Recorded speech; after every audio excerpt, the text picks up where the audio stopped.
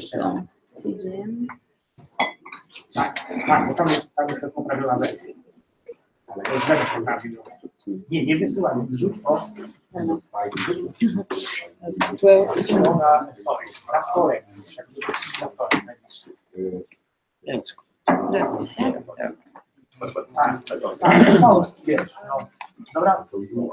So, I don't know why is happening that. just click share. Screen. I mean,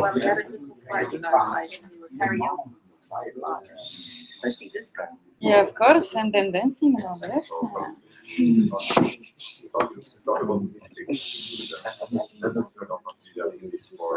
I think I need to read out the lines. So how are we doing? Are we okay with the IT? Yeah, Well, yeah, it's kind of almost done. Okay, we want to connect on this projector because otherwise,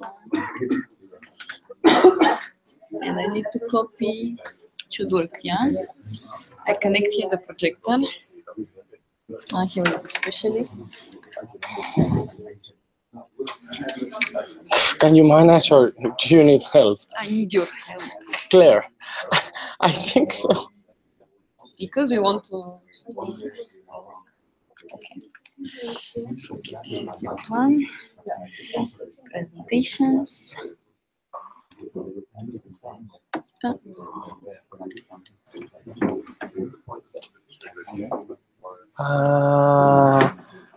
Do you have a headset here? I don't know. Sorry, I don't. Yeah, but tell them just to check upstairs.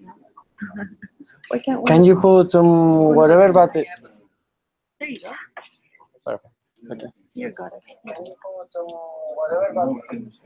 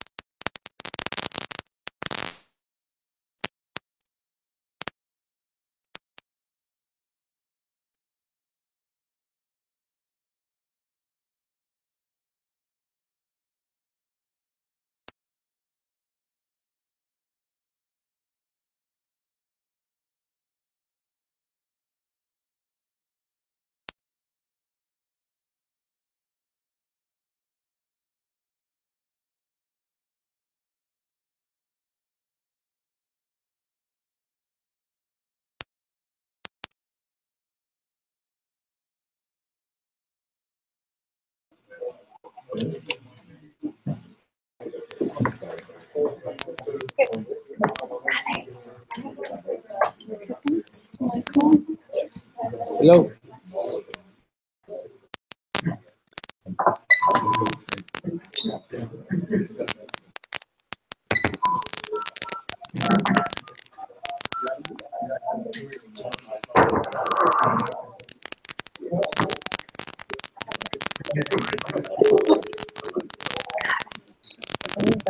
Please enter your security code.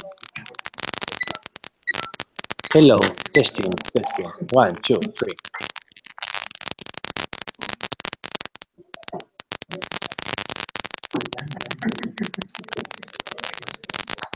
Yeah, yes.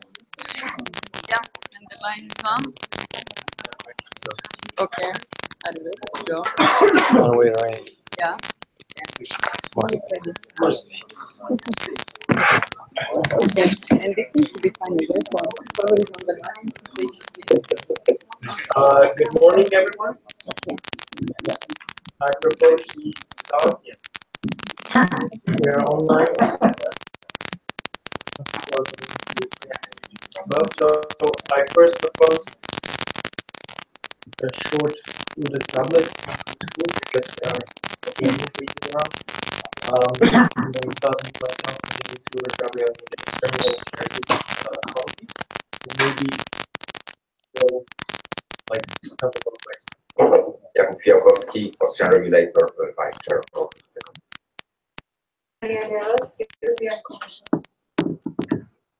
Some users from ENTSO-E supporting the implementation program.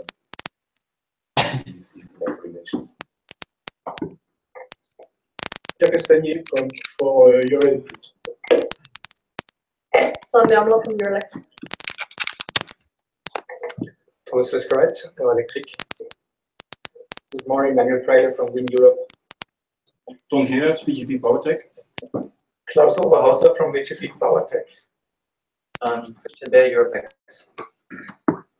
Steiner Studer from Norsk Hydro, today representing Effect Europe. Is representing EDSO for smart grids. Good morning, Mike Malbrandt, SEDEC. Rafał Kuczynski, ENTSO-E. Manuel Fernandez from Euroelectrica and the co-propulsion. Report from RTE. Sonia Tuik, ENTSO-E, and representing system operation and network coordination. Thanks. Hi, good morning. Sorry.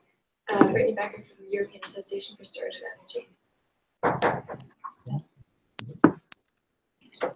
Ellen Diskin, Euroelectric DSOs. Stefan Wentry, Secretariat, and my colleague Angel, supports the LP. Thank you very much. So we start with the approval of the agenda. Yesterday we held a grid connection European Stakeholder Committee, and from the discussions there were some proposals for a few joint topics to be discussed amongst the two committees. So I propose to discuss what would those joint topics be under the AOB, and I will also ask RGB to present those joint topics there. So this would be under the AOB. Plus, I would like to make a brief summary of inertia, perhaps with some more details from the vice chair, but that also under the AOB. And also a brief update from the Commission on the recent developments in terms of the adoption of the regulations. That also under the AOB. So provided that these additional 3 items would be covered there, do you have any additional topics or comments to the draft agenda that's been uploaded? Okay. If that's not the case, then the review and approval of the minutes from the previous meeting. Thanks first to Stella for drafting the exhaustive minutes and for all the contributors to contribute their comments. Are there any comments additional to the ones that you've already sent? Okay, if not, then the minutes from previous meeting is approved. The follow-up actions from the previous meeting are summarized in the issue logger presentation and will be dealt with under point 3 of the agenda. If you feel that one of the or some of the points are not covered, then just please raise your let's say comment there. But I've been told that the topics are exhaustively covered under the ENTSO-E presentation, because they also were the ones who were, let's say, the holders of the actions. Good morning, Tahir Kapitanovic of Power Grid ENTSO-E. Apologies for being late. Thank you. Good morning, Tahir. We are still in the opening. So, any comments on the follow-up actions? No? Okay, the presentation will follow up later. Now, the review of the terms of reference.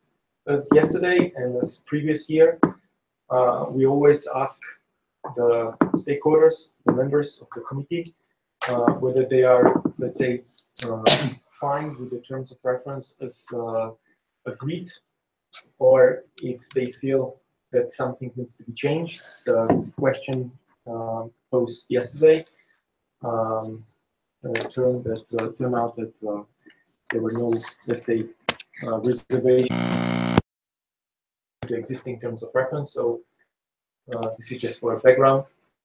I open the floor to any comments now.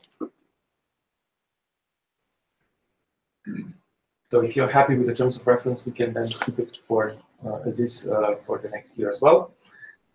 And a brief update from the Network Code High-Level Implementation Group, which Sonia will present briefly. Good morning, everyone. And maybe Maria, if you want to feel free to comment also.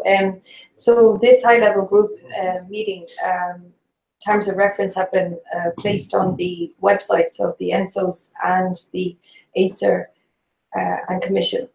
And Stella now open this terms of reference. So the idea with the high-level group is that it consists of senior members of both the Commission, the Acer and the ENTSOs, and then the chair of the Board of Regulators as well. And the idea is that they would oversee and monitor the implementation of all network codes, and then would provide any high-level guidance that could be useful to those implementing the codes. I think the importance of the group is such that it doesn't interfere with the natural running and operation of the code implementation teams and these stakeholder meetings, but it supports it where necessary.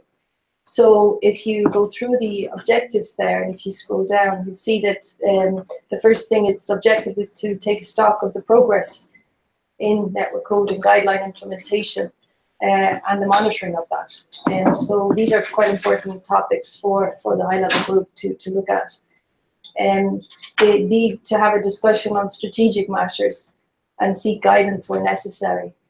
So in this respect, where we have Q&A logs, or we have exhaustive discussions at various committee levels, then there may be an agreement to look for further guidance. And see where necessary and where deemed appropriate, they would also provide non-binding guidance. So it would not have a legal standing. It would be purely for giving broad guidance on to requesting parties. And then finally, D is the actual amendment process, future network code guideline developments and amendments. So clearly, discussion has already started on developments and amendments to codes. So those are the terms of reference. It is chaired by at director level by the Commission, and as I said, it involves the EC, Acer, ENTSO-E, ENTSO-G. And it meets maybe 2 to 3 times a year. So the plan for 2018 is to have 3 meetings, I understand. They have not yet been arranged, but they are planned at least. And the idea is for various discussions to take place depending on the status of implementation and what may be necessary at the high-level group to discuss. There is a meeting that took place in November, and Stella can also show the conclusions of that meeting, which are now published on the Commission's website, but also will be on ENTSO's website, and I believe all the other websites as well. If you could try and zoom in, Stella, just to help visibility. If you get rid of the right-hand bar as well, yeah. Thanks. Yeah, so the conclusions are published post-meeting just for transparency, to give full what's discussed. So they had a discussion about, this is the third meeting. The first two meetings were purely about the terms of reference and the organization of the group. And of course, over those times, we also had to get internal approvals for the various, the terms of reference of this group. So they were reviewed in point 1 and then published. It's been noted that they were published on all the members of the group's website. So you'll find the terms of reference on every website. Follow up to network code and implementation. So we discussed very much the transparency platforms for the ENTSOs and various feedback that's been received. And of course, the Commission has conducted a review of the ENTSO-E transparency platform, so that was discussed also. We talked about data provision to Acer, and ENTSO-E has an agreement with Acer that's about to sign on data provision for the implementation and monitoring of network codes. And we can provide an update on this at the next stakeholder meeting in March, if it's desired. There was also a discussion about language waivers, which is part of the procedure when proposed decisions are issued, or decisions are issued by Acer, the conversion of that decision into the language of the national jurisdiction. So there was a discussion about that. And then finally, we talked about the amendment process, and obviously there was an ongoing question around the network code RFG question, and that was discussed yesterday at this Grid Code Stakeholder Committee. The outcome of that is, the conclusion of that is that for the moment such an amendment is not required, and the aim to have consistency across the implementations at national level. So this is a particular issue for the connection code, RFG in particular. The fund processes for the ENTSO-G, and then there was a discussion on Acer's guidance paper on amendments, which is dated 2013, and the members agreed that an update of such a guidance paper would be necessary and it should take place in 2018. And then finally, they concluded that there would be 3 meetings next year, and the agenda and the conclusions would be published. Any questions or comments anyone wants to ask?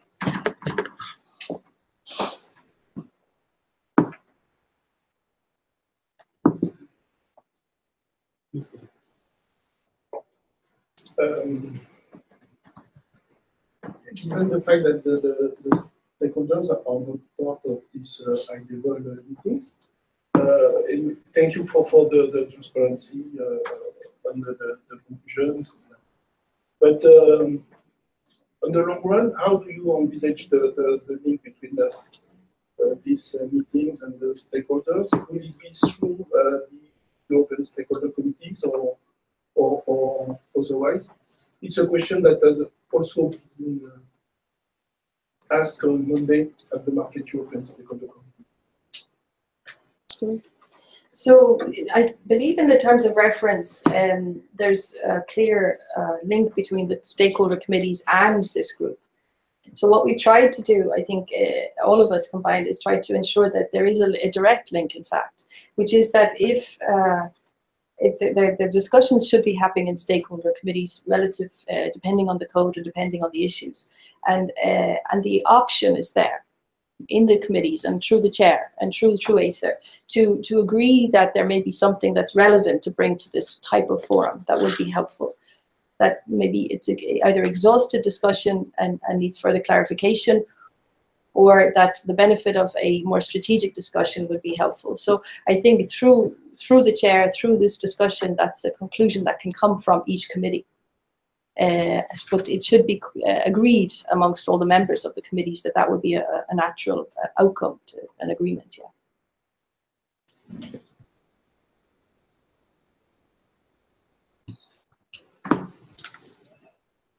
Okay, any additional questions? If not, I'd like to thank Sonia for an exhaustive overview of this implementation monitoring activities in terms of reference. And this brings us to the second point of the agenda, the system operation guideline implementation. I believe we have a presentation on the updates on the ongoing activities. Yeah.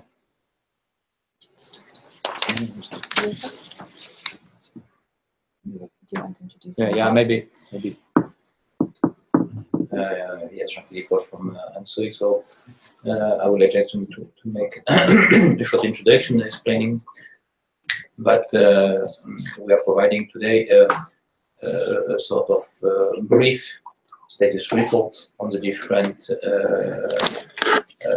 ongoing work for implementation and notably for development of pan-European methodologies or proposals which are requested by system operation guidelines. Obviously, this is summarized and short status report because today it's a short timeline, and it is not intended to replace the specific workshop that we organize for you with for each topic, of course. So now I give the floor to Ramiro on my left, who will make the status report for the topic data. Hello, good morning. Nice to see you again, many of you that we met early. As you may imagine, my status report regarding the core will be related to what has happened recently. Most of you will remember that the public consultation ended just a couple of weeks ago. So I will present the summary of mainly number of comments we received. Just to make a brief introduction for time, the public consultation lasted from the 31st of October till the 1st of December. And around the middle of that period, we had a public stakeholder workshop. It took place 1 month ago, where most of you participated. Thank you for your comments and proposals. And in this public consultation, we received comments from 26 entities, including DSOs, generators, consumers, demos. That makes a big group in scope of different types of comments, so it will help us to have a better view on the opinions of all of you when reviewing the comments and amending the document. And we have a total of 300 comments, around 200, two-thirds requesting changes in the wording, and the rest being general comments or ask for clarification on how to interpret, how to implement this proposal. To make a more detailed show on what articles were more commented, here you have the number of comments. Maybe you don't see here so much. I think that still the presentation are available, so you want to focus in the detail, you can see it there. But I have highlighted the 3 articles with more comments had. Those are the articles 2, 3, and 18, and are quite in line with the comments we received during the public consultation. The first one, Article 2, is about definitions, and I remember we had very interesting discussion about the definition and understanding of what is an aggregator or how they are affected by the core and what is understood by real-time data. Many comments going around that and will be very helpful to try to improve or find a different approach for that.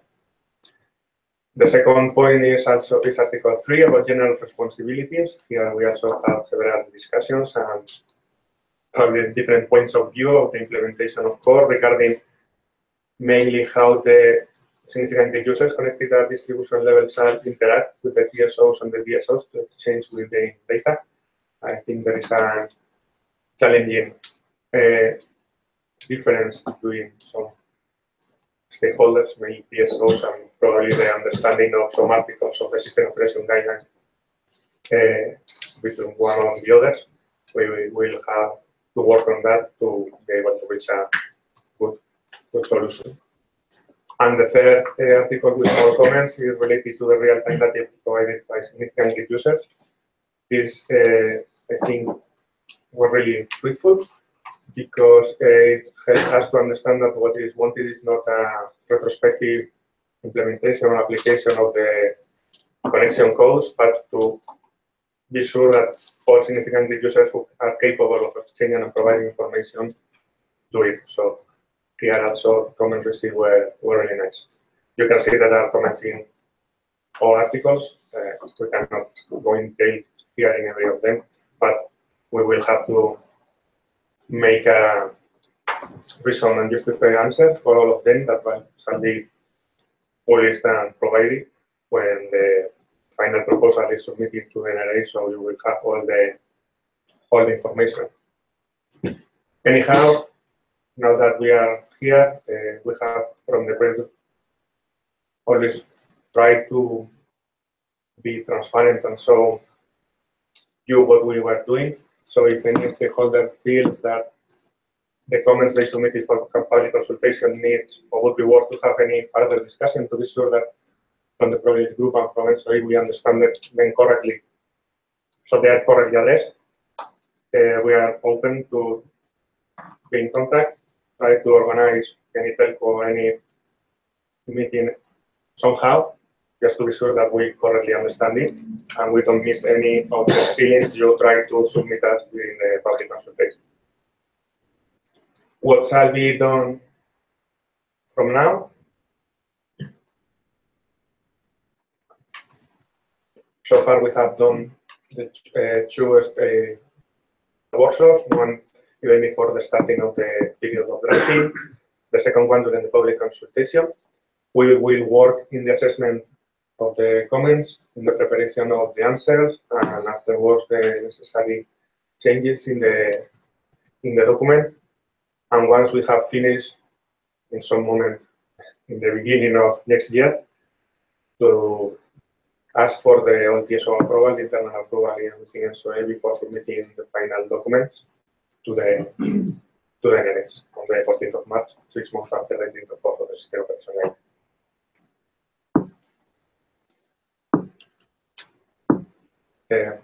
Is there any question?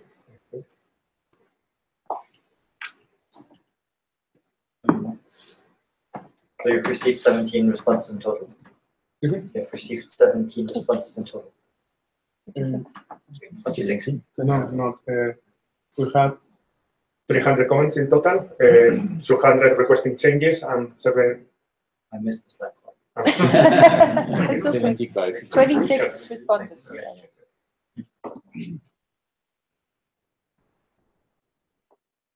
One comment from my side, maybe. So we handed in several comments on the whereas section, which was quite difficult because we weren't asked for any comments on the whereas section in your online tool or for handing in our comments. But have you summarized that under general comments, or where do I find it here?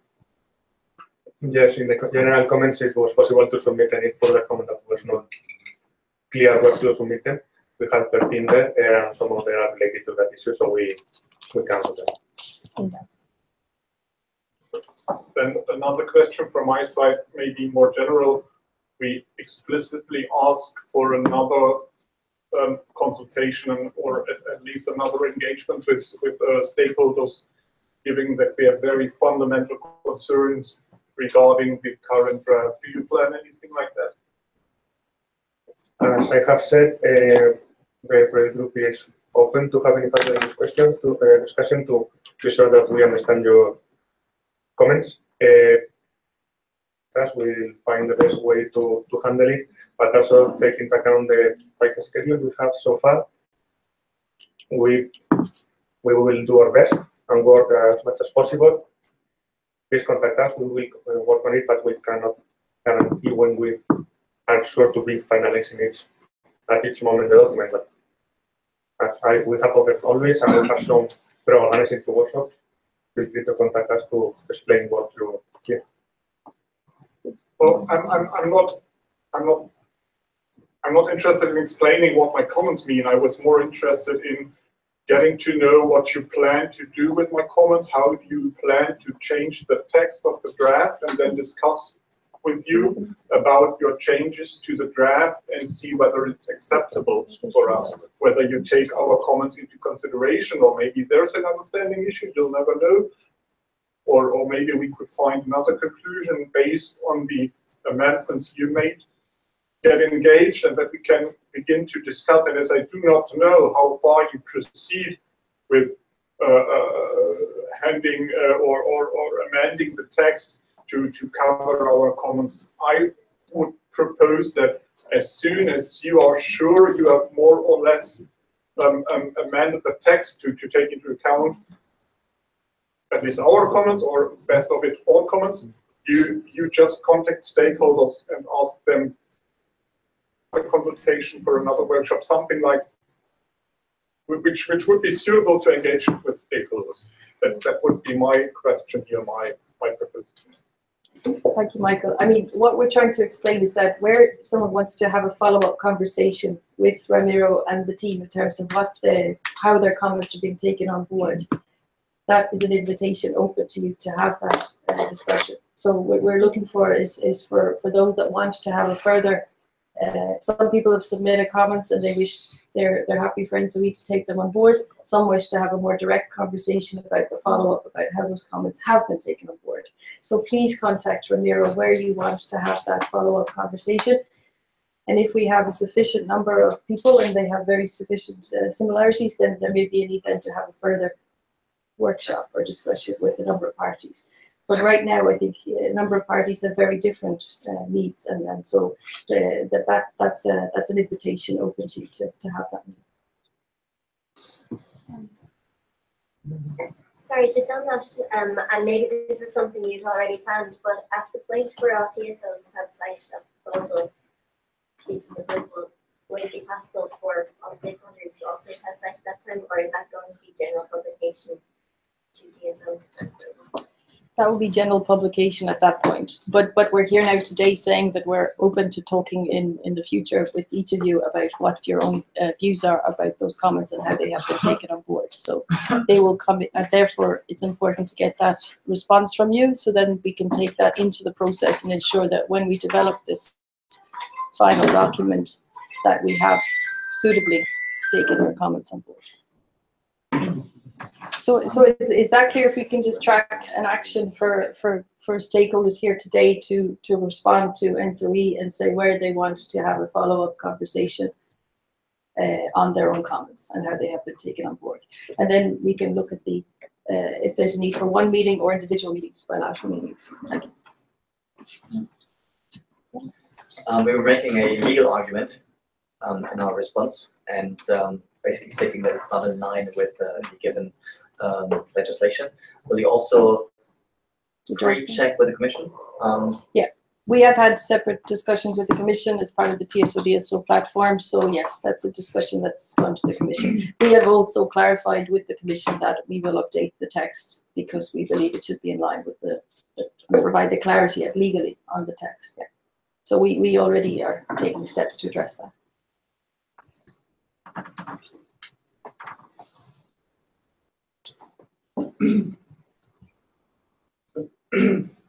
Thank you for the explanation.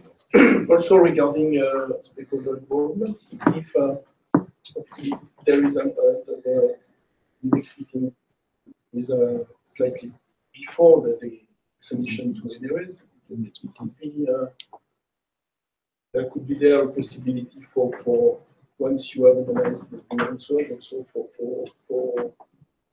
presentation of the main subjects. At the next ESC.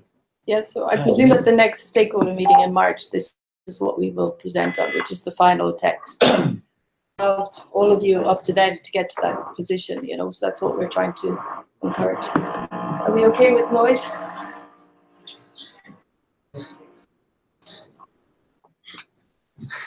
Okay.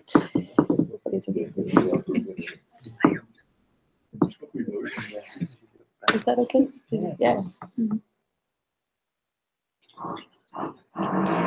No, I think we need to do something about that. Yeah.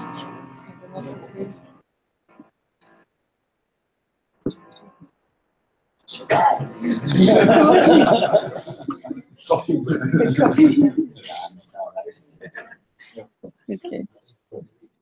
I think we should carry on with Yeah. Yeah, unless there is, I mean, Sonia went to No, it's okay. moderate this sound. I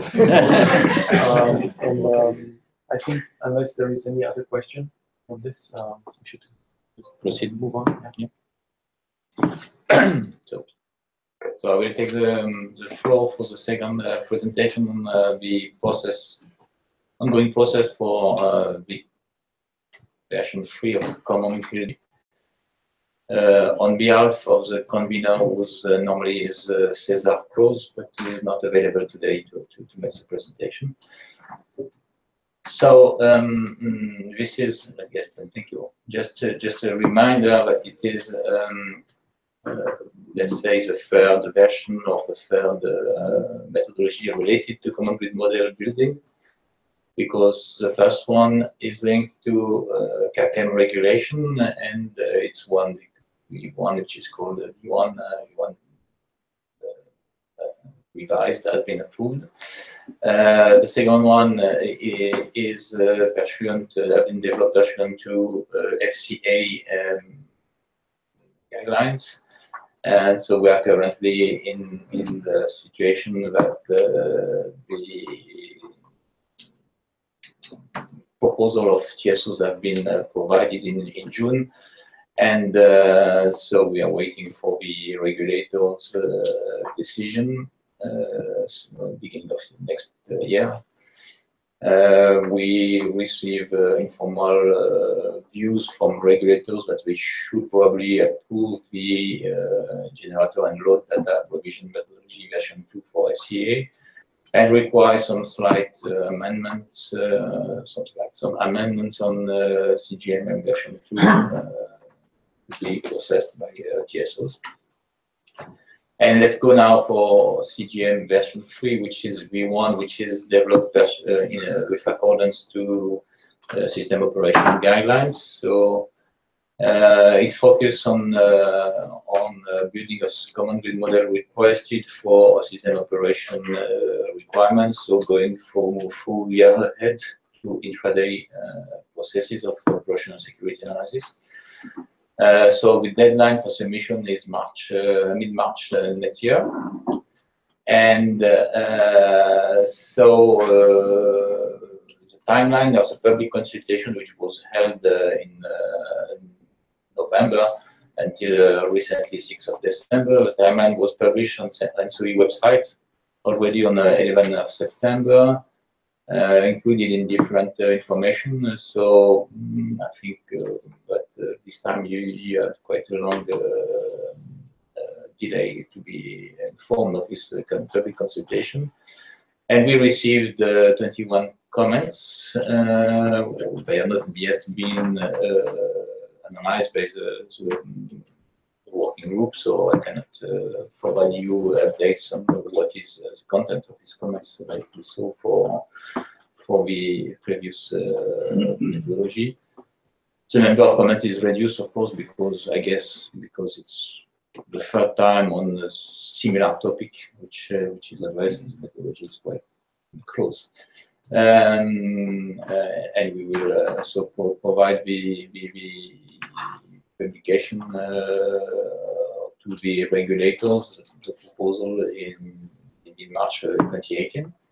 And so just to highlight for clarity, is there. So as I said, I can give you some inputs on the comments provided by you, but it was mentioned in the document that there were several technical topics which were still maybe subject to final fine-tuning. It deals with to ensure consistency with scheduling deadlines in demand one and intraday, and requirements made in CGM V1 on this process, on the methodology called the Common Grid Model Alignment for year ahead. So the process deadline could be slightly revised. There is also, in terms of wording, the need to, at a request notably of regulators, to improve the consistency with the coming CSA coordinated security analysis methodology as regards the remedial actions. So the coordination of remedial actions is a topic covered by CSA, so coming after. Whereas in CGMM, the question is only developed in terms of how the remedial actions are modeled in the common grid model, or the individual grid models. And there is also an issue among TSOs about the frequency of intraday updates of the common grid models, because of individual grid models first, and then of common grid model, of course. Because the current proposal, which is in the document submitted to consultation, corresponds to the standards mainly agreed between TSOs of continental Europe, and it is still seen as challenging for a couple of TSOs outside this continental Europe synchronously, and we have some late discussion about that. That's for transparency, for between what will be what was in the version submitted for consultation and the final version, which of course will take into account and address the comments, the 21 comments received. That's, I think, the point on this methodology. And I'm going to, yes.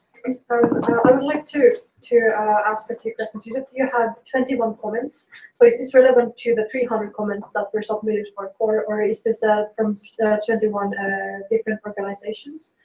From my side, there was a problem with resources. So you had a very big consultation period on top of the very important core consultation, and this was a little bit of a problem. And although highlighted as a priority from our membership, I must say we have some trouble finding proper time to answer this consultation. So therefore, I'm really interested in hearing if this amount of comments and from which part comes, just to make sure if this stakeholder contribution is sufficient, to be honest. Yeah, but as I said, I'm not a convener. I have not knowledge of who has provided these 21 comments. We can make it clear, maybe in the draft of minutes. We can provide the information so that you will know. But beside the process itself, I think one of the reasons for having a limited number of comments is that it's a third round of methodology on common grid models, which are quite consistent between them. So I would propose that an email is circulated, because that's going to be quicker. Okay. So, an email. An email, yes, yeah, okay.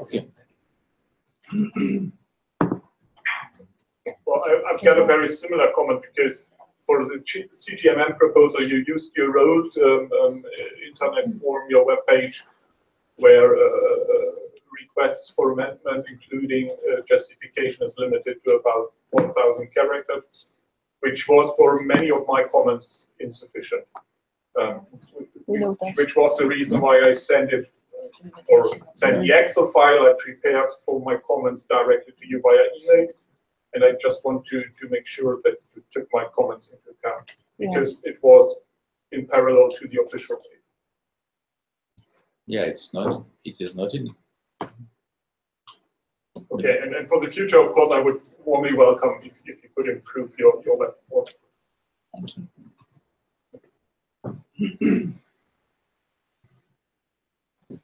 Let's see if it's technically achievable.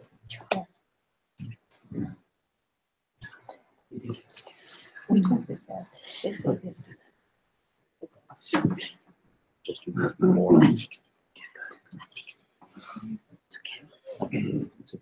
Just a small remark on these consultations. I was just thinking in the past, we used to, you in general for the ENTSO-E workshops and so on, we used to get an overview of who was answering to the consultations. And since you have this more sophisticated tool, it's not about this consultation. Yeah, in general. You can quickly do stats on the consultation. And I think it would be nice if you not only say we got X comments, but you say which, in the previous one you mentioned we have 26 inputs with 300 comments. Maybe it would be good to see which are the type of participants replying to that question. Maybe you can show the names of the companies, or you can classify them who are NGOs, associations. Okay. Okay. I haven't participated on this one, for instance, but it will give me a flavor of who is being working on this topic, because at the moment I had no idea. I haven't been part of the process, so we are part of this group, and it will be good to understand it better.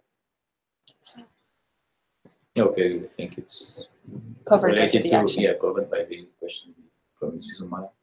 Also. Okay, any more questions, comments on this topic? How will you deal with the fact that there are two elections going on? In fact, Three. It will be mixed in March next year.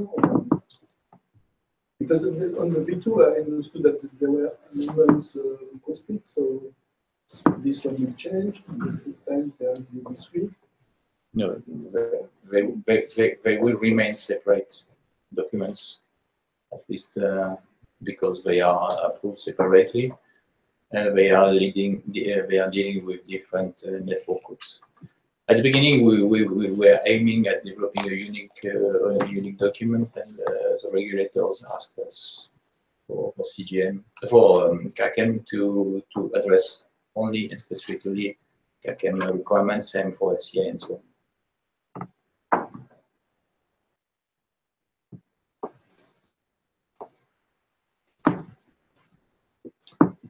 If there are no additional comments, I propose to move on to the CSA. So I keep the floor this time as the official convener for this methodology, so coordinated security analysis. Let's say it's a relatively huge topic. There are two main articles in System of Operation Guidelines, which so it's not really there already. There are two articles which we are dealing in this working group. There is a methodology dealing for coordinated security analysis methodology, which is in Article 75. And there is a very, very connected topic, which is the development of methodology for identifying the relevant assets for regional outage coordination, which is requested by Article 84. The issues between Article 84 and the one of the topic of Article 75 are very, very close, so they are dealt together. At the end, at the request of the regulators, there will be effectively two methodologies provided. It's with the same delay, same timeline, so it's easy. So everything will be done simultaneously and in consultation, stakeholder workshop. But at the end, there will be two methodologies submitted separately for request of Article 75 and for request of Article 84. Let's go to the next topic. It's just a reminder of what are the range of topics to be covered by these two methodology.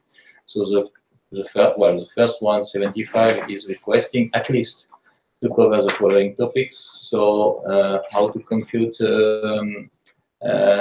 influence between elements of the network in order, and as a result of this computing influence and other aspects taken into account, how methodology will determine how observability are determined, how external contingency lists are defined by TSOs to introduce them in their contingency list, and for methodology 84, how this influence computation method will be used to determine which are the relevant assets for outage coordination.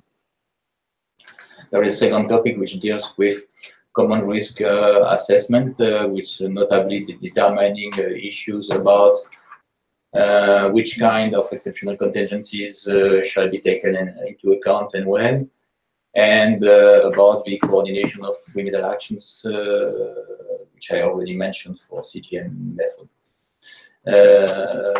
The third one is how to deal with uncertainties during operational security analysis processes, with dealing with uncertainties on injections and forecast notably.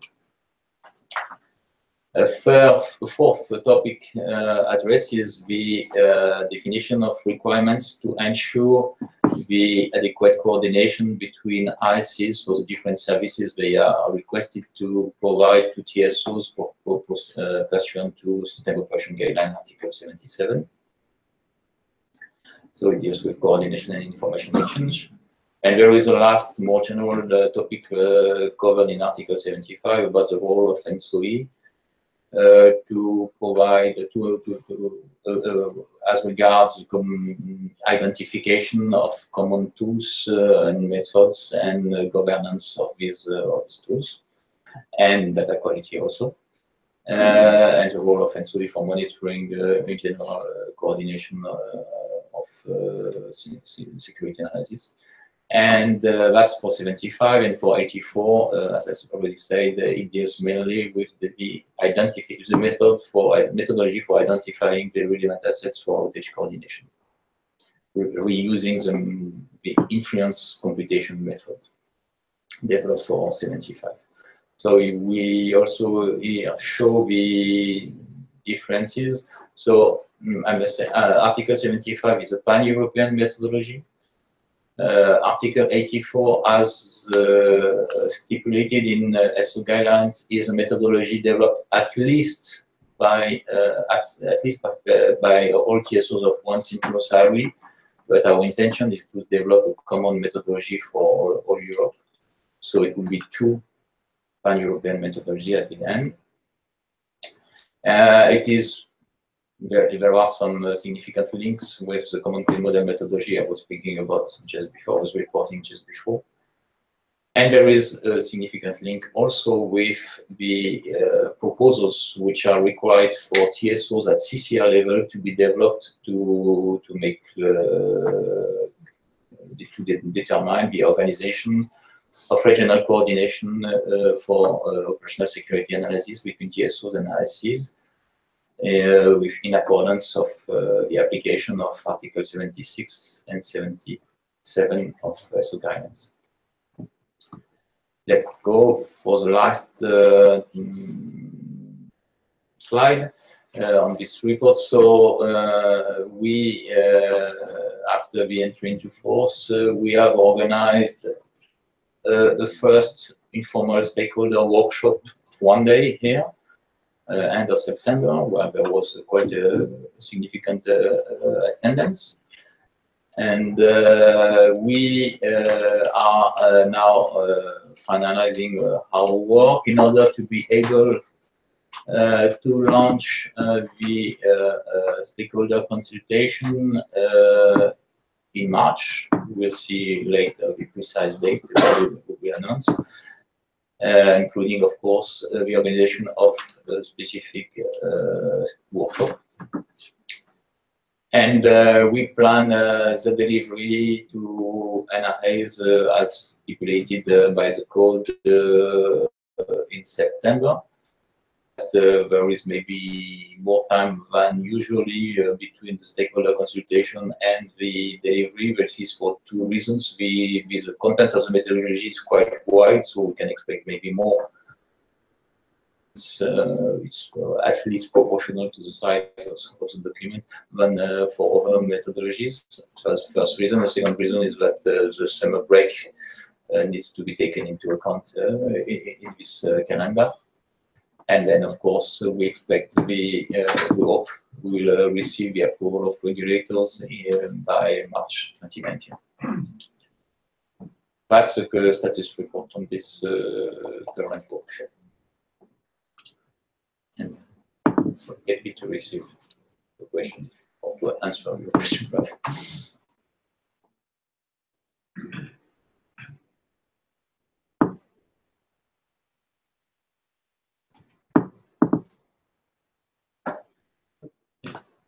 Thank you for the presentation. You show one of the elements that you cover on this methodology is the uncertainties. Yeah. And will you also have uncertainties regarding faults? Faults. Distant faults. And you look at the weather and load imbalance. So could you maybe do that again? Yes. In fact, there are two topics which are different. About faults, in fact, this is covered usually in the methodology developed by in the security analysis processes used by TSOs. By the list of contingencies, we are ensuring the system remain safe by application of either the in general principle, the N-1 principle, which where one means either an ordinary contingency where the fault leads to losing only one element, one single element, or some more complex and more exceptional contingencies where the common reason, common source of event leads to losing several elements, several single elements of the system. So this, when covering these exceptional contingencies, and under which conditions is and what kind of exceptional contingency have to be covered. It is covered by the part common risk assessment and the part about uncertainties on the hypothesis put in the common grid model regarding the level of load or the level of renewable injection, or in general the level of injections, or the level of the fact that the market can take future positions different than the forecasted one, is covered by dealing with uncertainties.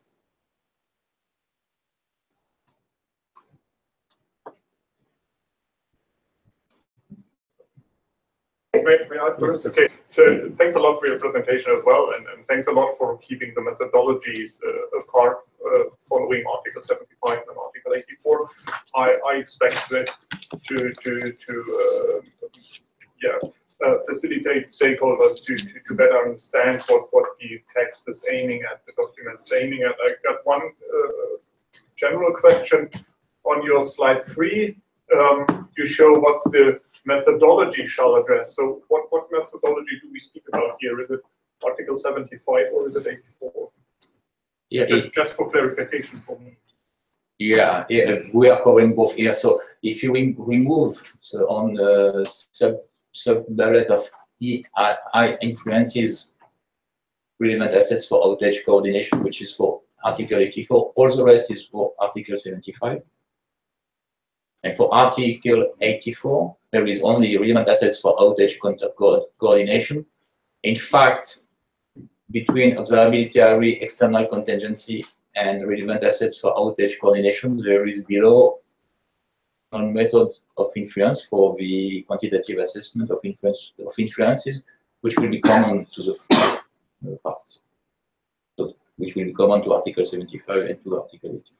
And you will describe the computational method you just mentioned in one of those documents. Yeah, the main principles will be described in the first one. Then if I may add another question. as you've seen, if you've shown on your slide 4, there are several documents with strong or more or less strong interdependencies between each other. It's always difficult for stakeholders to understand those interdependencies. I do understand that, of course, if you do a coordinated security analysis, you will use the common grid model for it. That's why you use the common grid model methodology, of course. Those mentioned organization of regional coordination between TSOs and RSC, as far as I remember, is a methodology to be developed 3 months after the CSA methodology is developed or is accepted. I'm not sure about it.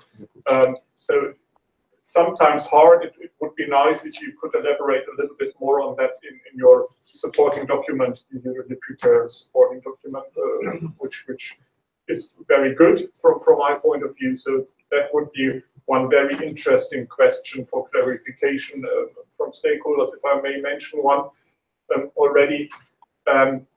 And then the other question I have is, if we look at the expected timeline, your last slide, you know, we are always very interested in stakeholder consultations. My first question would be, which period do you plan for stakeholder consultation for those methodologies? And yeah, I would then, but maybe your first answer, and then I would like to discuss with you what can we do to facilitate stakeholder engagement. Okay, so as regards the help to understand the links between the methodology, okay, I think we can make a scheme and some explanation in the supporting document, no problem. About the timing for stakeholder consultation, I did not mention the precise date. It will be 6 months, 6 April, because we have planned to provide a more general view on the coming events and process in 2018. Well, the general principle process will be the same as usual, with the same possibility to give the possibility to have a follow-up after the end of the formal consultation, as proposed for the core methodology. But we can discuss it informally also. Okay, just to mention it here again, we would very welcome if you could allow more than 1 month for public consultation. That is something we have asked for several times, several persons now in ENTSO-E, even on higher level. And we would very welcome if you could allow more than 1 month. And it would be very nice if you could publish the document for consultation as soon as possible. Maybe not with the start of the public consultation, but as far as I understood, but I'm not sure about it, you have some internal acceptance procedures. It might be possible to publish a document already when it enters your informal approval procedure, because you more or less can be sure that there won't be anything, at least not any major changes to the document itself. So just to give us more time to read the document, analyze the document, try to understand what you're trying to describe, discuss with our colleagues, align our positions inside our organizations, what we usually do, and then provide the best input we can. Yeah, to be honest, we are all subject to very difficult timeline in all these processes which are set up in the guidelines. For us also, it's really a race for each methodology to be able to develop it, submit it to our internal process for development and for approval, to provide it to you for stakeholder consultation and so on, and then to address your comments and the regulators' point of views in the time allowed by the guidelines. So I take I will not take any engagement concerning the fact that we will provide the draft methodology before it has been internally approved. That's not possible. On the other hand, we take on board your request to try to have a longer consultation than 1 month. We will consider it whether it's possible to enlarge it, knowing that we understand your need. On the other end, we also have needs for quite significant time after to address the comments because the methodology is relatively long. So we expect more comments, but we take it on board and we will try to address it positively. Yeah, just to quickly answer to this, if you yourself say that those methodologies are quite complex and quite long, then that also means that we need more time. It's two methodologies, they are quite complex, they are quite long. We are not used to coordinated security analysis on TSO level. I might be so honest to say that. So we need some time to read it, to understand it, and then to hand in our comments, as I just said. Thank you. Okay, yeah, thank you for the comments. I totally support what Michael is saying, and I would like to highlight that if ENTSO-E wants to have documents which are fully supported and are ready for it to be accepted also by the MRAs, I think it would be really important to ensure the proper stakeholder input. And for that reason, being in this reactive mode, waiting for the consultation documents to be published right before the 4-week consultation period, it's just absolutely impossible. And we would need to be able to have more transparency on the drafting phase already. And maybe I would encourage ENTSO-E to consult stakeholders already before the consultation period. If you can see that this will be a controversial topic, maybe contact stakeholders already at that point, or give some idea of what you are considering of putting in those documents. And that would already help us from getting out of that only that reactive mode and to be able to also gather our inputs before that period.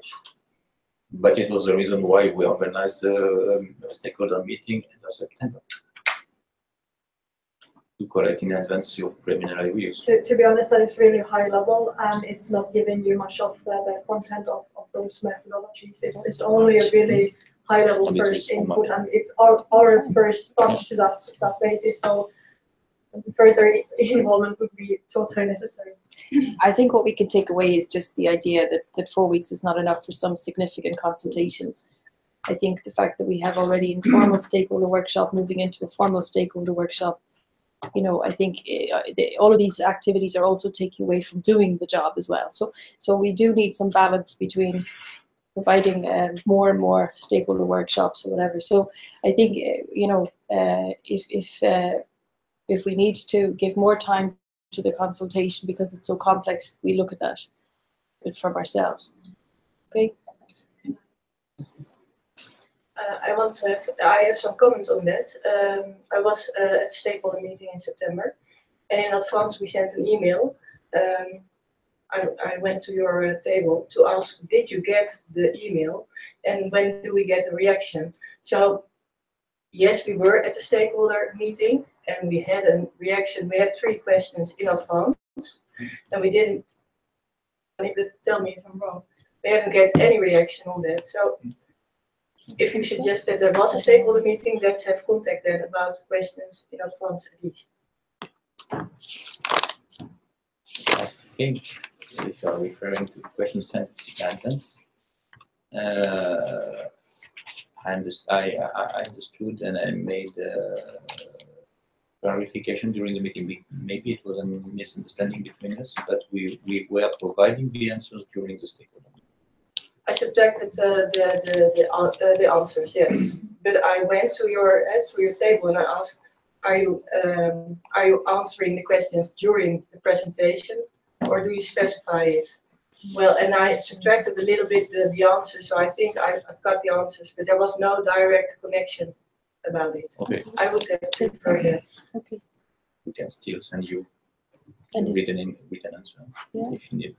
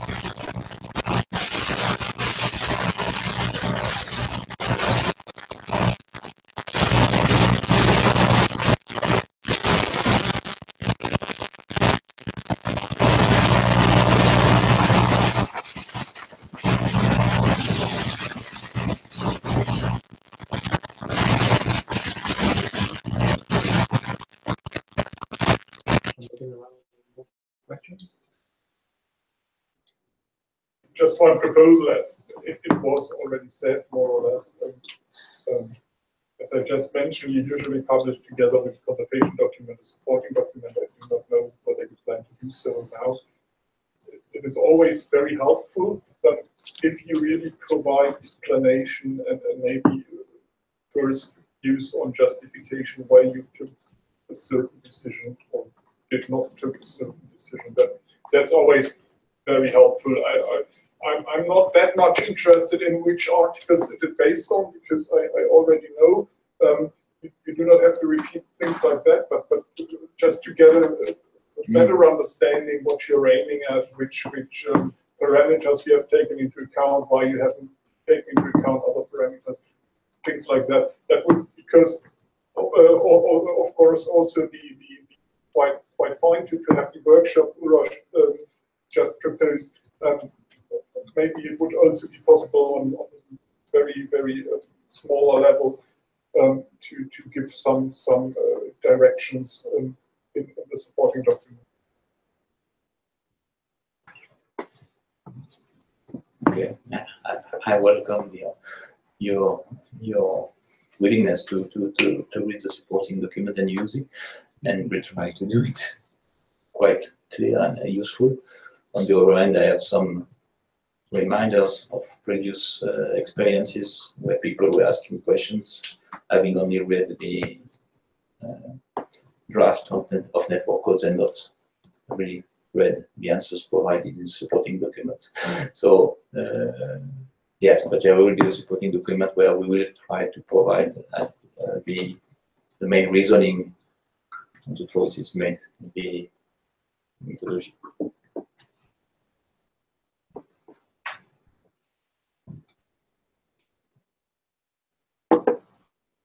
Thank you. If we have exhausted the questions, then I propose to move on to the FCR minimum activation time.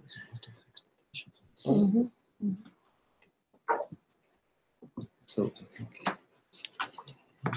Lucas is on the phone line. Hello, Luca, are you on the phone line? This is Stella from ENTSO-E, yeah? Okay. So you can go I was ahead. waiting for. Yes, okay. I can't see the slide. I can only see black screen. It was why I was waiting. Sorry for that. Okay, well, we have your slides on the screen here right now, so I'm just gonna move on and you can tell me. Now I'm on the first slide. Good. Well, the first thing is a recap about the regulatory framework and where we will deal with the limited energy reservoir in the SOGS. Okay, so this is under Title 5, which in principle describes more or less the frequency containment reserve requirement.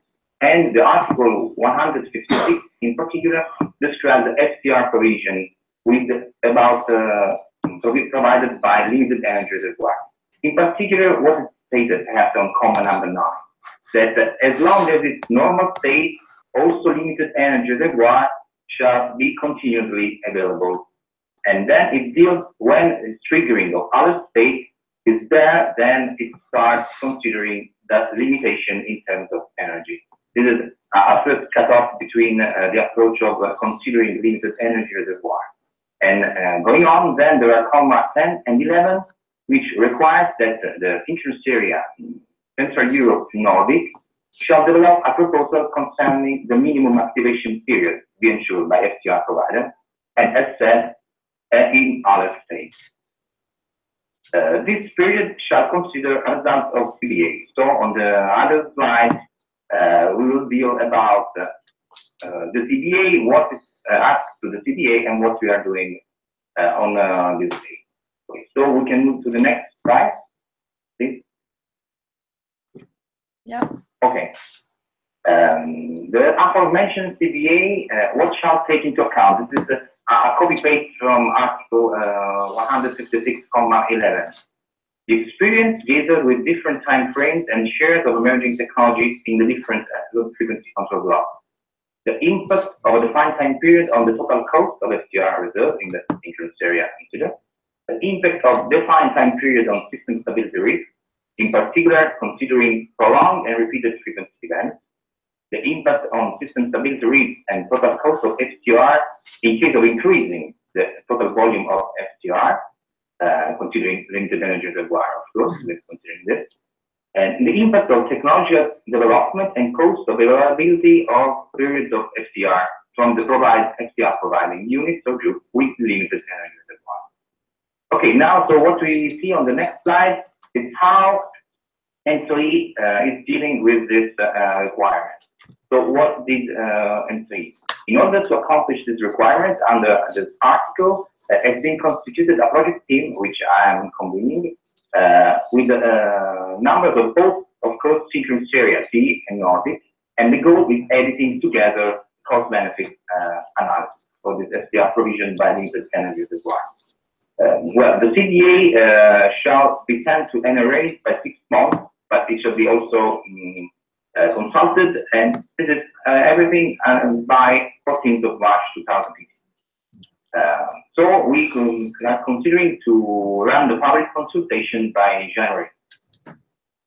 Also, during the consultation, a workshop is foreseen in order to better explain the approach of cost-benefit analysis. The cost-benefit analysis will also, of course, tailored in terms of legal documentation together with a real, how should I say, an annex that really develops the analysis and how to proceed to perform it. Okay, I'm on slide 5 now. Sorry, I forgot to ask you to go to the next slide before. We're there. Okay, so now what is exploded here is that point by point, okay, I can also see the screen also me. So I was thinking about the page 5, but I see page 4, sorry, I don't know. It takes a few seconds on the YouTube to get it. Okay. Yeah. So page 5. I would think that, in fact, what we here now, you can see what we are doing to deal with each of the points that is asked by the lowers. Okay, about the first, the comma 11A, experience gathered with different time frames and shared emerging technologies in different health blocks. We are analyzing, in particular, we are assessing what is being done now and what is been now in place in some of the main LSD blocks. So you can see here, we take into account Germany, Italy, France, Belgium, and the whole synchronous area Nordic, which is represented, of course, in the team which is working. So we are also evaluating the current procurement scheme of the limited energy reservoir, because we will see later on we have to deal with possibility to have more procurement, bigger procurement of FTR, and we have to deal with cost, the cost-benefit analysis. So it's really important also to deal with this and to have an idea on how things are going on now. And then analysis of existing research studies aim to assess the impact of different very emerging technologies. So we have always to think that here we are thinking about limited energy reservoir. We shall not so maybe hydro, maybe electrochemical, maybe demand response. Everything has a limited energy when providing FTR. Okay, next slide, please. Then now, the impact of the defined time period on total cost of FTR reserves in synchronous area. What we are doing is assessing the cost of the FTR in the two synchronous area, considering how it is impacted by the time period of limited energy reservoir. So what the time is between 15 and 30 minutes, and how this has an impact on cost has to be assessed to then be used in the cost-benefit analysis. Then the total cost of FTR estimation, taking into account the relationship between the FTR provision and the energy market price. Is there a link? How are they related? What about if I have bigger procurement of FTR, and how to deal with the pricing? And then assessment of cost variation related to, which is the last name, increasing of FTR value. Then, okay, next slide, please. Now then, the part of the system stability risk and checked with prolonged and repeated frequency events.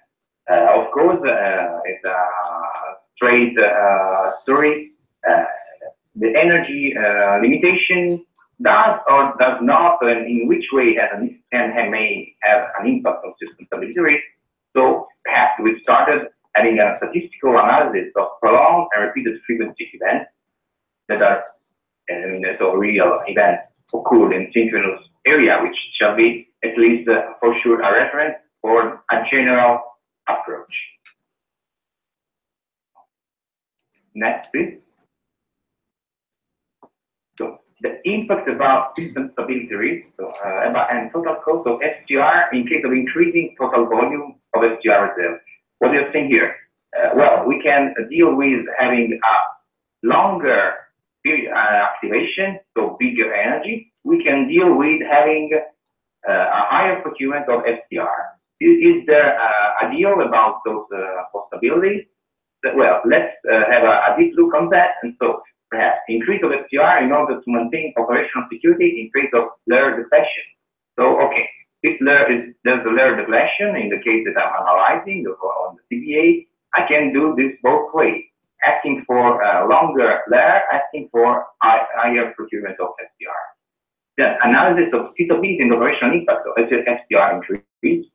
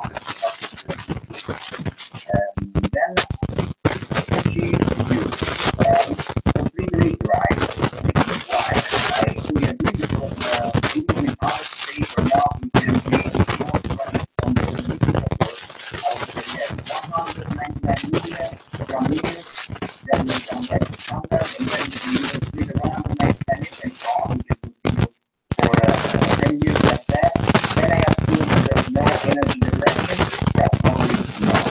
So we need to figure out the technical and want to create the balance. But mostly we get more prohibited. They don't have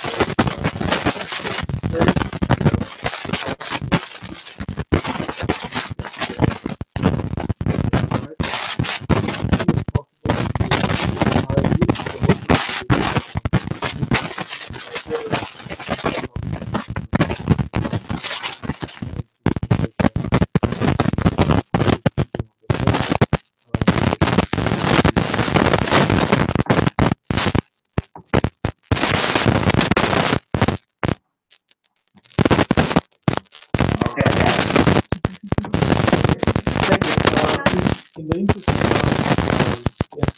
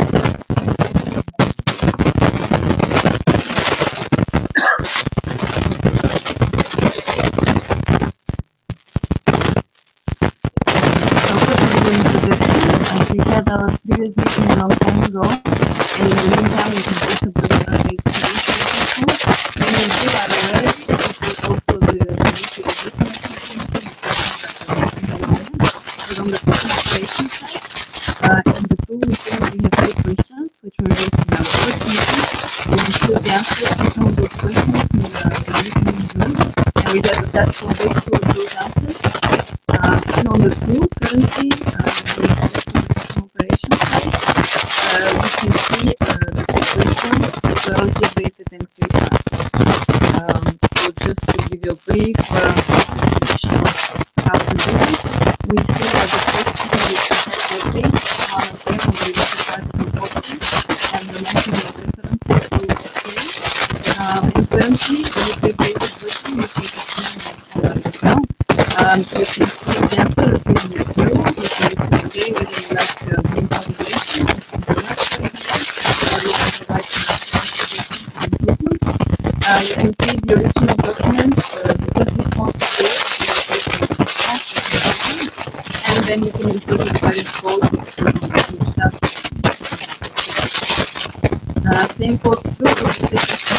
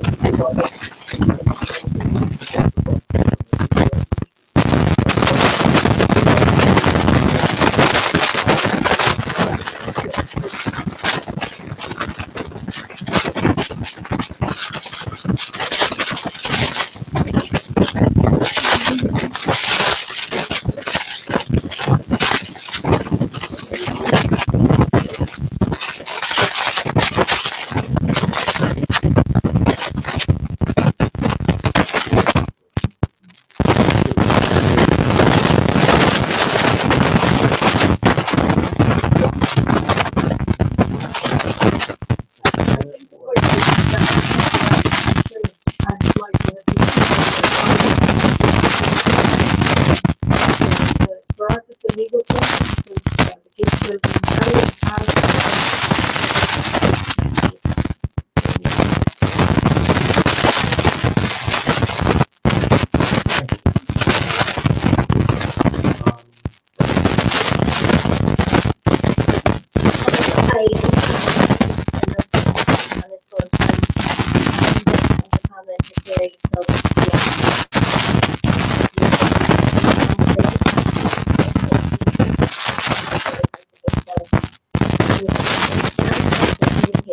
is not part of the capability of the system. But if the idea of protecting information has capability is that you're not driving additional costs, then that seems a relatively reasonable and balanced approach. What I'd be concerned about though is that a communications link is also a cost driver and also manipulation of such of units. So apply the rationale of not seeking cost drivers by backdoor through system operation guidelines is but which already have the capability to exclude communications line is a somewhat novel and practical take on this. So I suppose just I understand that maybe capability fits very neatly into what's legally required for labor.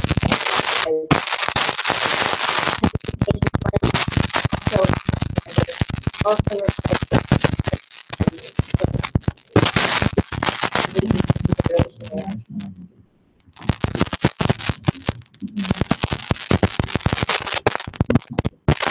I also. Just a second. I think ENTSO-E wants to reply. Yeah, no. But,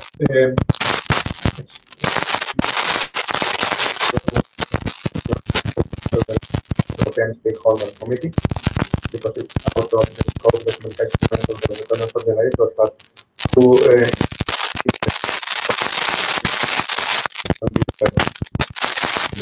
national level.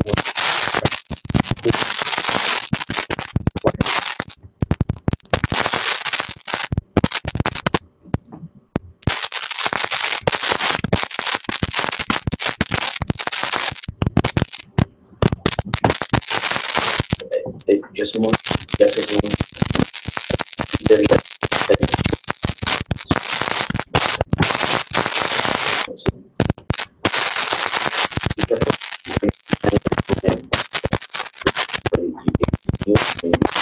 so communication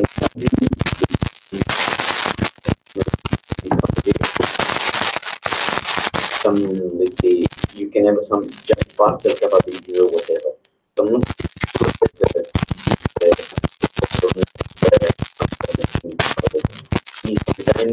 user can find, let's say, what they can do. It is very difficult.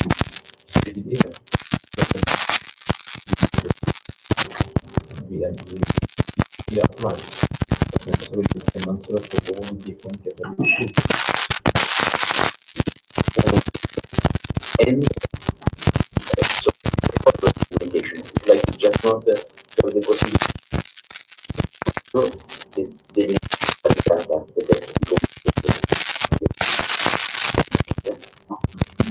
and incorrect.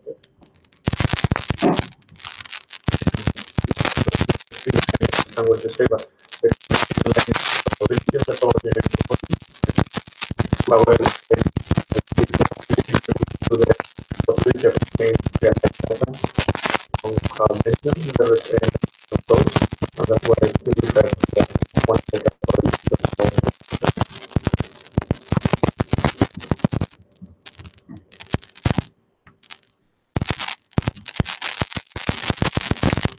So we can still, from our side, also put additional information on the issue of.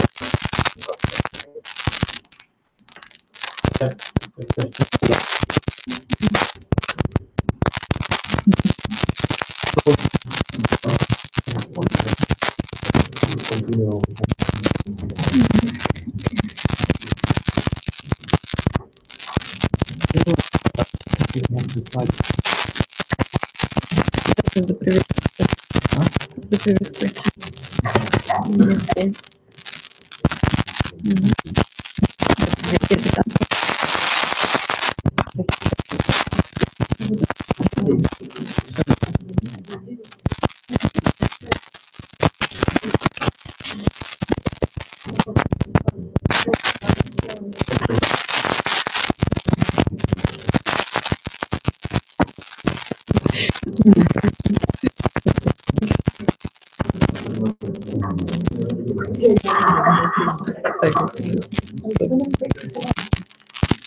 After everything. Okay.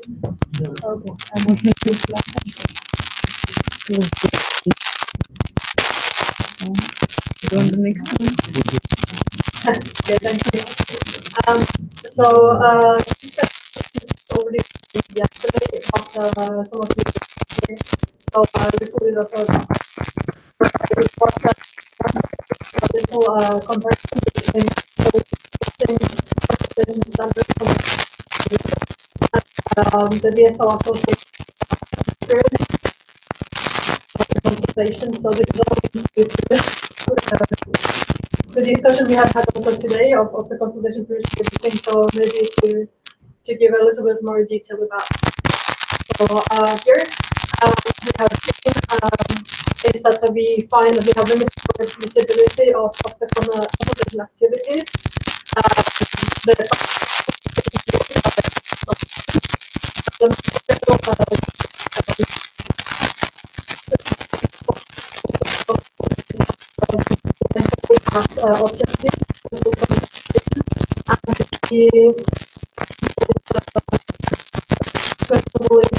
Objective and achieved at this level. So next slide, please. So you can see the consolidation standard. So ENTSO-E standard says that there should be a calendar log of ongoing and planned consolidation processes aligned to the work. Our experience not sufficient, and also trust it was a huge improvement already, but we need something to be an update to find really easily and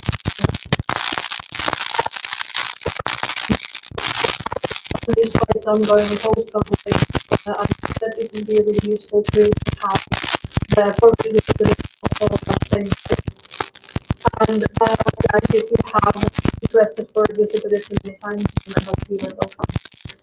If we go forward, please. Yes, so there's it should be allowed adequate time to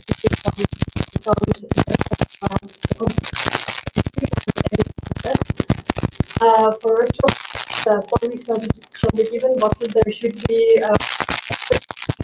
for a 3-month consultation period. And also noted today, there is always the period, and we a long and we have not experienced not once this 2-month consultation period so far. And also the prior notice, it has not been sufficient in our experience so far. Please, yeah. In the consultation standard again, there should be published clear, concise, and reasoned documents that are easy to read, including their appropriate terms be asked questions documents. So for this one, our experience is evident consistent. We found that there was no that it was a quite difficult to read and to compare. And we also had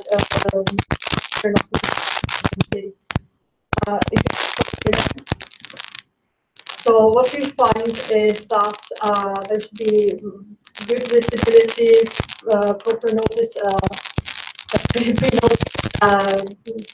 enough the sufficient consultation period, little as possible overlap with other consultations and works.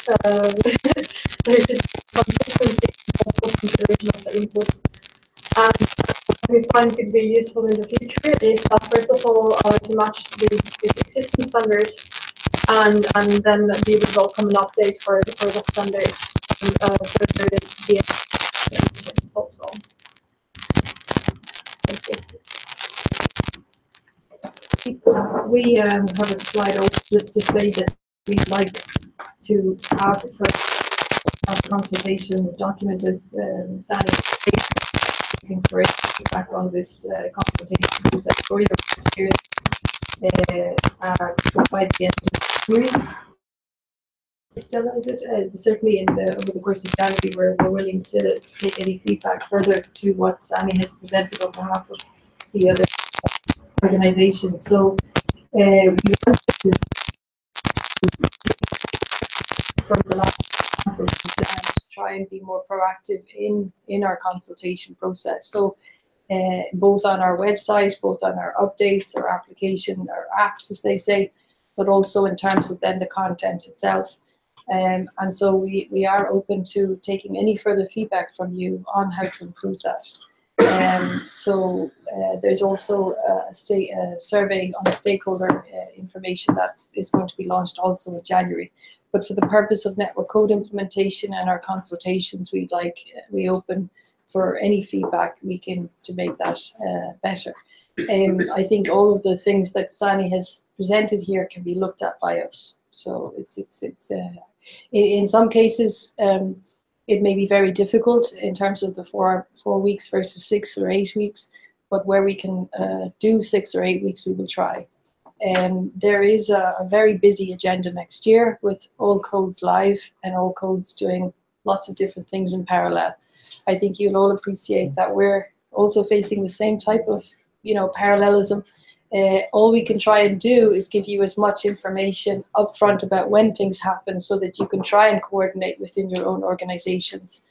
But you do need to think about your own resourcing here because it is busy and they're all in parallel and they all have their own interacting timelines. So we cannot change the timelines that have been mentioned in the code, the codes that are being implemented. We cannot reverse what those dates are. And the fact that then when you work backwards, they have parallel activities that impact you and us, that's not something that we can control. But what we can control, we will try to improve.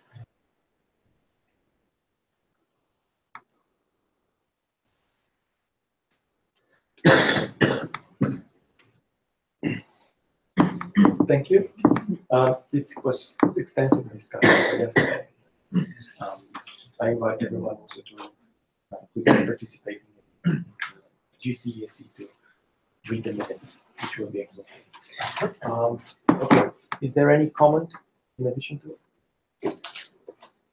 Okay, if not, then I would propose to move to the AOB. As I mentioned before, we have 3 topics. One is the joint topics for the both committees, the technical committees. Then the synthetic inertia, a brief update, and update from the Commission. Is there any other AOB subject that you would like to put? Maybe just to say for the next meetings in March, we will do our best to coordinate between the committees, the technical committees for connection, grid code, and for system ops. So if there are a similar topic that is on both committees, we will try to just have only one presentation. Therefore, we will need to try and align with your own calendars for both meetings.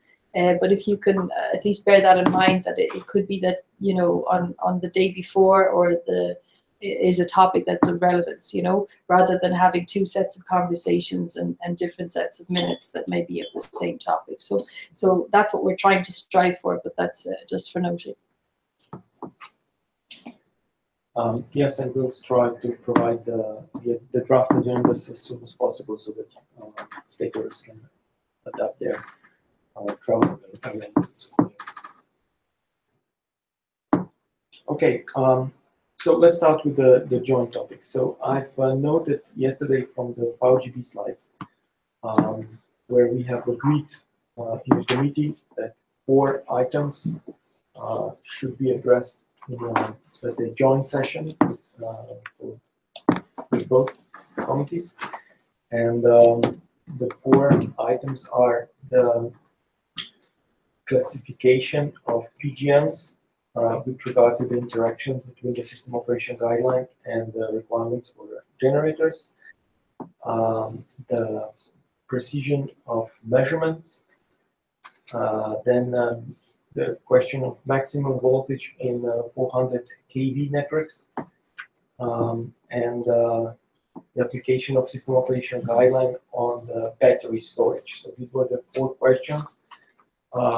Perhaps VGB could just quickly present those topics so that the committee can understand the background, and then let's say acknowledge that we're going to address these 4 questions in the March meetings in let's say the joint sessions.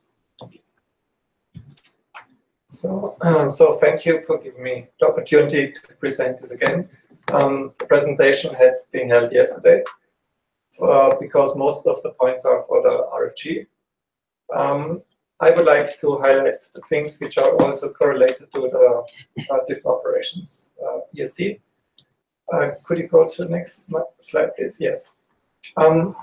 We see some interactions between the RFG and the system operations guideline. And for instance, this is about the classification of power generating modules.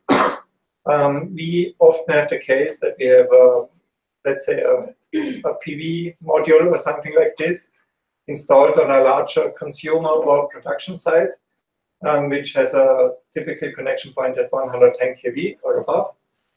And from the RFG, the classification to this module would be that this PV module would also be of type D. But on the other hand, if it would be of type D, also the classification would be valid for the system operations guideline. And we would have to do things like operational planning and so on this additional generation. Actually, the sense of this generation would be to use areas on large sites for having some green generation, some renewable generation. And if we would have to apply everything for a type D on this photovoltaic module, no one would be able to install such modules afterwards. And that's one question we raised yesterday. How can we solve this issue? Or do we have to apply the system operations guideline on such an installation? I will go through the slides again. For the next thing, that's about frequency sensitive mode. We have already discussed today a lot about duration for storage on frequency sensitive mode. Another thing is that we have to choose on a national level values for the frequency sensitive mode. And for instance, in the RFG, we have to choose the insensitivity between 10 millihertz and 30 millihertz. And we have to choose a deadband between 0 millihertz and 500 millihertz. On the other hand, if we have a look on the system operations guideline, and we look at the annex and the tables there are some statements like the combined effect for insensitivity and deadband should not be larger than 10 millihertz, which would completely prohibit us from choose any other value than 10 millihertz and 0 millihertz in the national implementation. And we see there is a link between those guidelines, which may limit the national implementation from choosing values at all. And that's some inconsistency. We are not clear how we should understand this. Next slide, please. Another thing is about the maximum grid voltage at 400 kV level. In the RFG, there are levels and times to be defined on national level, especially for levels about 420 kV. And there it is stated that we have that a new installation has to be able to operate between 420 kV and 440 kV for at least 20 minutes up to 60 minutes. On the other hand, at the system operations guideline, it is stated that the operation of the high voltage grid has to be within 420 kV limits. And this means that the normal state, as you mentioned, is on a level, and we demand more from a new installation. And that's also something that's an interference seen from a generator's point of view. Next slide, please. Thomas, would you like? Okay. Just I remind you that it's a common presentation. Yes, just to remind that it's a common presentation in HED and electric. The last point we imagine that is common with system operation and with connection. And specifically for this one, I think that it's concern more system operation. So battery storage, to be very short, there are a lot of studies, experimentations, etc., because they present many advantages, and technologically they are even faster than conventional generation. But battery storage devices are excluded from LFG, so mechanically, as GLSO uses the classification of LFG, we imagine that they are also excluded from guideline system operation. But in terms of service to the network, it's really a shame not to be allowed to use them. So we wonder if there should be common requirements at the European level for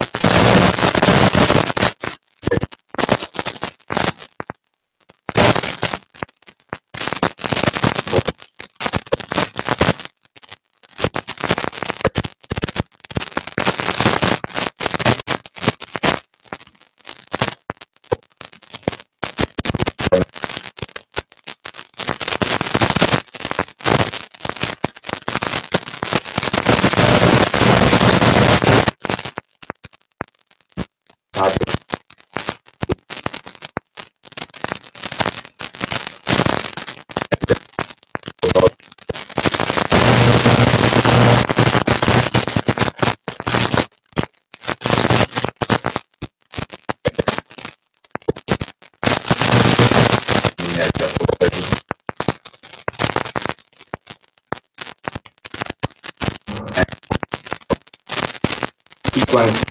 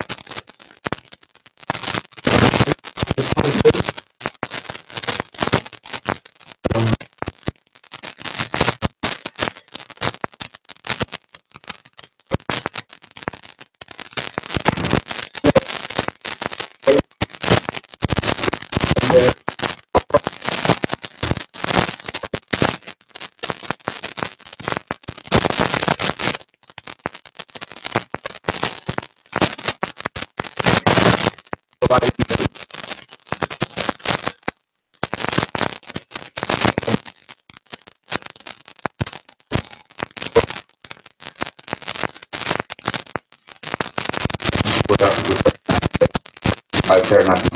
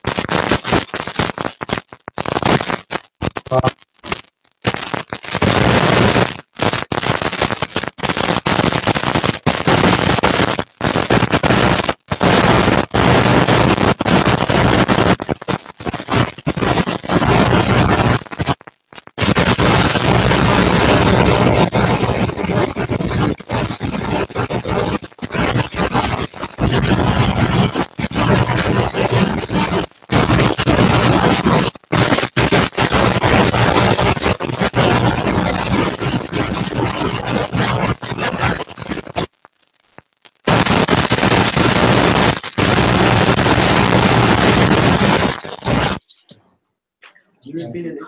Yeah, okay, 6 March, 8 June, 4th September, 5th December.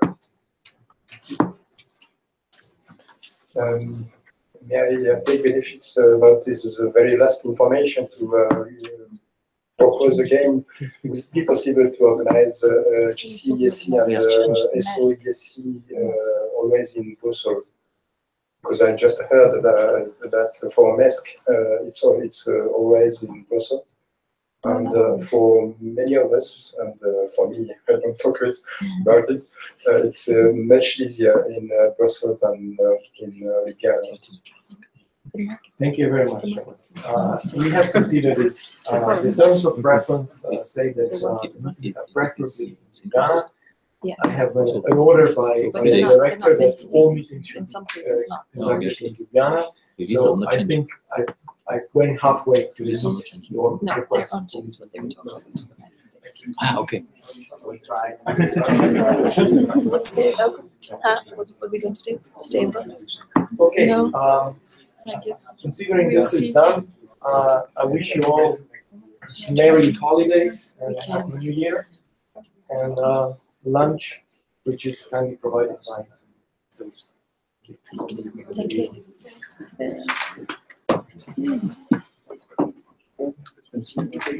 Thank you, goodbye.